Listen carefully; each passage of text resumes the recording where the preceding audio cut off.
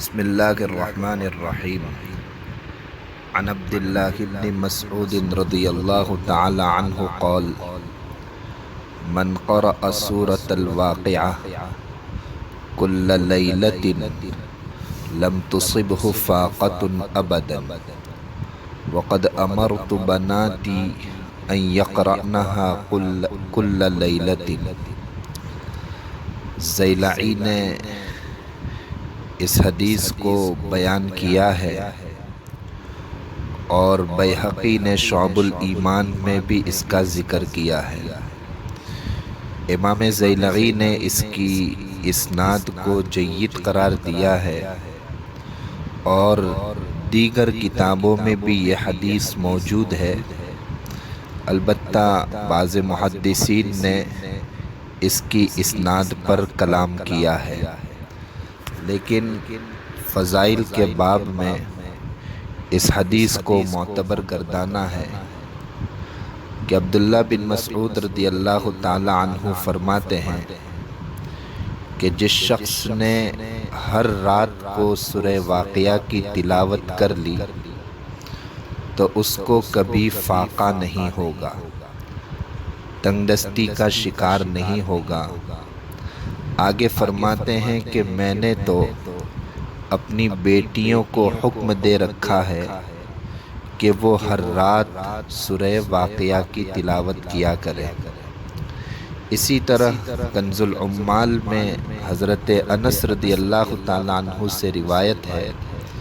کہ حضور اقدس صلی اللہ علیہ وسلم نے ارشاد فرمایا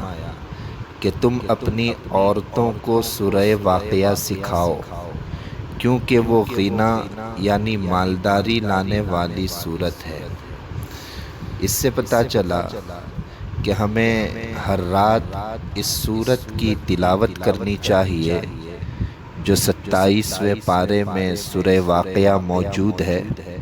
اس کی تلاوت کرنی چاہیے اور اس کے ساتھ ساتھ گناہوں سے بچنے کا اہتمام کرنا چاہیے اور تقوی والی زندگی گزارنا چاہیے، اس لیے کہ جو انسان متقی ہوتا ہے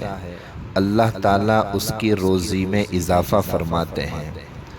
حضرت مولانا حکیم محمد اختر صاحب رحمۃ اللہ علیہ فرماتے ہیں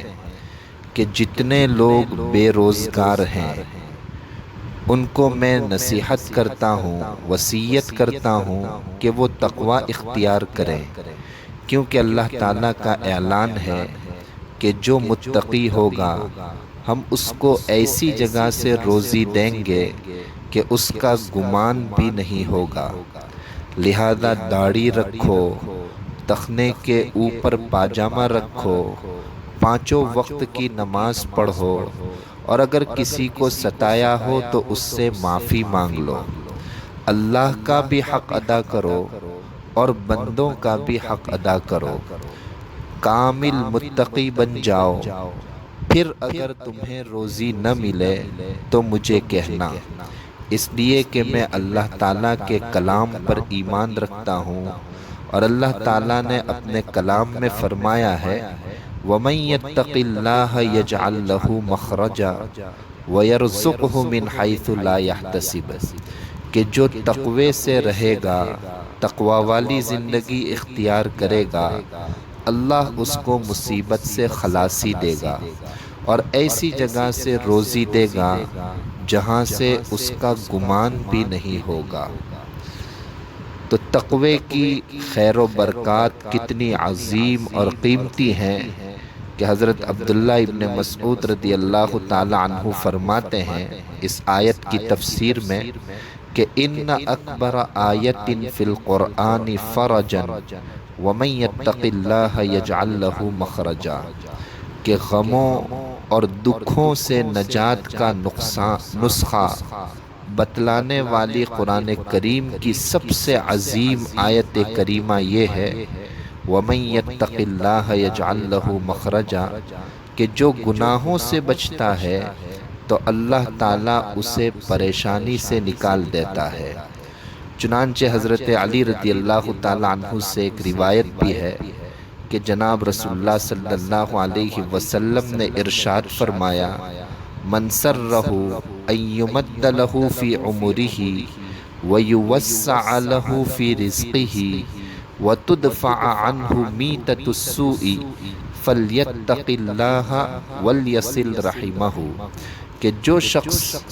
جس شخص کو یہ بات پسند ہو کہ اس کی عمر میں اضافہ کیا جائے، اس کے رزق میں فراخی کی جائے اور دکھ اور تکالیف سے نجات ہو، تو وہ اللہ سے تقوی اختیار کرے اور اپنے رشتہ داروں کے ساتھ صلہ رحمی کا معاملہ کرے۔ تو ان روایات اور قرآن و حدیث کی روشنی سے ہمیں یہ بات سمجھ لینی چاہیے کہ ہمیں زیادہ سے زیادہ قرآن کریم کی تلاوت کرنی چاہیے، کہ قرآن کریم کی تلاوت سے بھی اللہ تعالیٰ روزی میں برکت عطا فرماتا ہے، اور بالخصوص ہر رات یعنی مغرب بعد سے لے کر سونے سے پہلے ہمیں سورہ واقعہ کی تلاوت کر لینی چاہیے، اس سے بھی روزی میں برکت ہوتی ہے، اور اس کے ساتھ ساتھ تقوی والی زندگی اختیار کرنی چاہیے، گناہوں سے بچنے کی کوشش کرنی چاہیے، اللہ کی رضامندی والی زندگی گزارنے کی کوشش کرنی چاہیے، اس سے بھی رزق میں کشادگی ہوتی ہے،